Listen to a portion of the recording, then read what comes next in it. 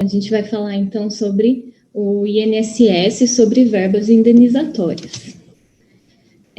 O INSS, ele nada mais é do que uma contribuição previdenciária, né?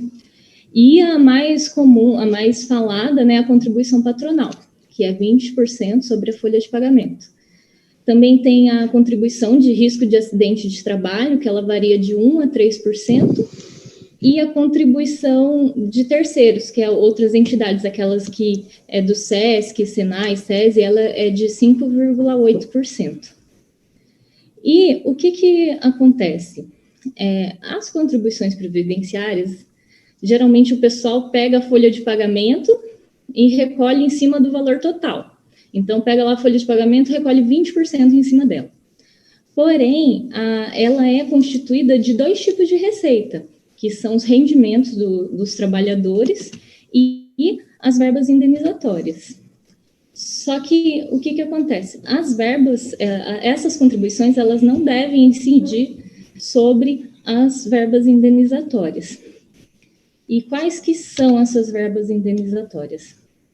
A gente tem algumas que já tem, né, uma jurisprudência mais consolidada, que já tem até parecer da Receita Federal aceitando, que é o auxílio-doença, o aviso prévio indenizado, 1/3 de férias, adicional de hora extra, auxílio-maternidade, auxílio-alimentação, 13º indenizado e o limite base de outras entidades, que é aquela de terceiros, ela é limitada a 20 salários mínimos. Se estiver pagando a mais que isso, também dá para recuperar. Tem outras verbas que também elas estão com a jurisprudência em construção, né? Algumas já estão mais adiantadas, já até tem parecer da Receita, e outras ainda estão se consolidando, que é o 13º salário, as gratificações esporádicas, né?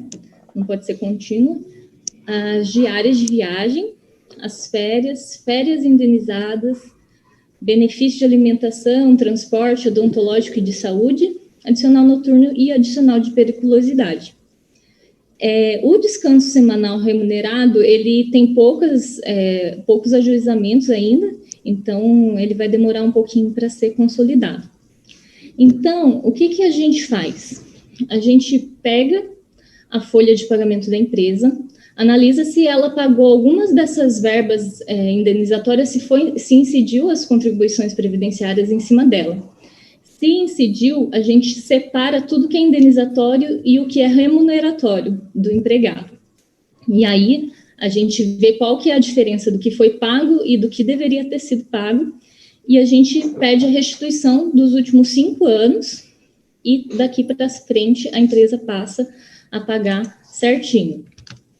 E aqui tem um modelo de como que você pode fazer na sua empresa uma estimativa do valor que você tem para recuperar. Então, aqui, pegando o exemplo primeira linha ali, olha, do auxílio-doença. Se a empresa pagou R$1.000 no mês de auxílio-doença, ela obrigatoriamente recolheu R$200, que são 20% de INSS. Aí ela pega esses R$200 e multiplica por 60 meses, que são 5 anos. E aí vai dar R$12.000, seria o valor que ela teria direito a restituir de auxílio-doença. É óbvio, né, que esse valor ele tem que ser atualizado pela Selic. Então, a gente também trouxe aqui um outro tipo de cálculo, em que na data do pagamento, todas as verbas lá foram indenizatórias, ele pagou 240 mil. No momento da restituição, ele recebeu 281 mil, que é o valor já atualizado com a Selic. Porém, essa situação, ela tem um impedimento, que assim, não se aplica a empresas do Simples Nacional. Então, ela seria destinada realmente para empresas do lucro real e do lucro presumido. Porém, existem empresas que, apesar de estar dentro do Simples Nacional, elas são obrigadas, por lei, a também recolher a guia de previdência social. E quais são essas empresas? São as empresas de construções de imóveis e obras de engenharia em geral, inclusive sobre regime de empreitada, as empresas de execução de projeto e serviços de paisagismo e decoração de interiores, as empresas de vigilância, limpeza e conservação, e mais recentemente também as empresas de serviços advocatícios. Bom, é isso. Eu sei que esse é um tema bem complexo, ele tem várias peculiaridades que demandam um pouquinho mais de explicação. Então, quem tiver dúvidas sobre esse assunto, só marcar 1 a 1 comigo, os membros e os convidados também podem me chamar, que a gente faz uma reunião para eu explicar sobre isso direitinho, tá bom? Muito obrigada, pessoal. Ok, Fernanda, parabéns pela apresentação, muito bacana e muito interessante, né? Restituir impostos e pegar dinheiro de volta, principalmente do governo, é muito legal. Tá? Timekeeper, temos tempo para perguntas? Sim, excelente apresentação em 5 minutos. Parabéns, doutora Fernanda. Muito bem. Bom, seguindo a lista aqui dos raise hands, Flávio Lima. Excelente apresentação, Fê. Parabéns aí. Porém, eu fiquei com uma dúvida. Essa situação, ela se aplica tanto para a pessoa jurídica quanto para a pessoa física? Depende. Isso depende da resposta clássica do direito. Manda lá.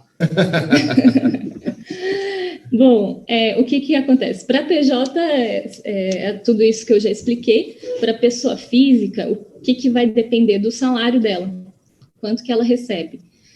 Hoje a gente tem uma alíquota que começa em 7,5%, ela vai até 14%, e ela é progressiva de acordo com o salário da pessoa, né? Se ela recebe acima do teto do INSS, que é de R$ 6.101, não vai fazer diferença retirar essas verbas indenizatórias, entendeu? Então, para ela não vai fazer sentido. Para quem recebe abaixo disso, aí faz diferença. O que você tem que prestar atenção é que não faz diferença para o INSS, mas às vezes faz por imposto de renda, porque ele vai calcular toda verba indenizatória e remuneração junto, e isso daí pode aumentar a alíquota de imposto de renda. E aí é uma coisa que dá para também olhar para, se estiver sendo cobrado imposto de renda sobre todas as verbas, dá para buscar a restituição ou para não pagar. Maravilha. Valeu, brigadão. Legal. Márcios. Ô, doutora, parabéns aí. Falar de restituição de imposto é sempre muito bom, né?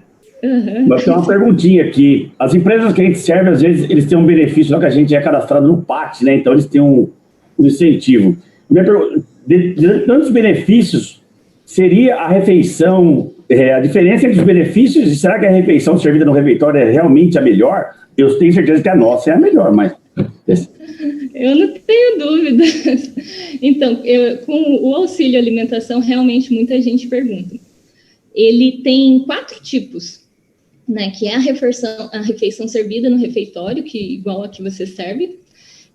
Tem a cesta básica, que é dada. Ela tem vale alimentação ou vale refeição, que nesse caso ele não se distingue. E tem aquilo lá aquela situação que a empresa paga em dinheiro, como se fosse o vale refeição. E aí a Receita Federal tem 3 entendimentos com relação a essas 4 opções. O refeitório e a cesta básica não incide verba indenizatória, e isso a Receita Federal ela aprova. Então está tranquilo com relação a essa. O vale alimentação e o vale refeição, ela tem um entendimento que a partir de novembro de 2017 não incide. Então, quem fazia isso, dava vale antes disso, tem aí um risquinho de autuação ainda. Então, até dar 5 anos de novembro de 2017 está nesse risco. Agora, com relação ao vale pago em dinheiro, ela entende que deve incidir a contribuição previdenciária em cima do vale pago em dinheiro, porque ela diz não tem como ela ter o controle que aquele dinheiro está sendo destinado para alimentação em si. Então, ele acaba integralizando a verba do trabalhador mesmo, o rendimento do trabalhador. Então, se vocês conhecem, empresa que ainda paga vale em refeição, urgentemente passe para o vale no vale refeição ou vale alimentação em cartão. Certo, eu ia passar para o refeitório. É verdade. É verdade. Legal. Obrigado, Fernanda. Por nada. Timekeeper, temos mais tempo ou não? Posso só complementar, para tirar uma dúvida que sempre ficam, esses vales, tanto alimentação, odontológico, de saúde, não é o valor que o funcionário recebe, né? Aquele que é descontado na folha de pagamento dele, que é retirado das verbas indenizatórias. Então, às vezes, vale transporte, ele recebe, quando a empresa fornece o transporte, por exemplo, ele paga um valor bem, o desconto é um valor bem reduzido, não é o valor de um vale transporte comum. Ok.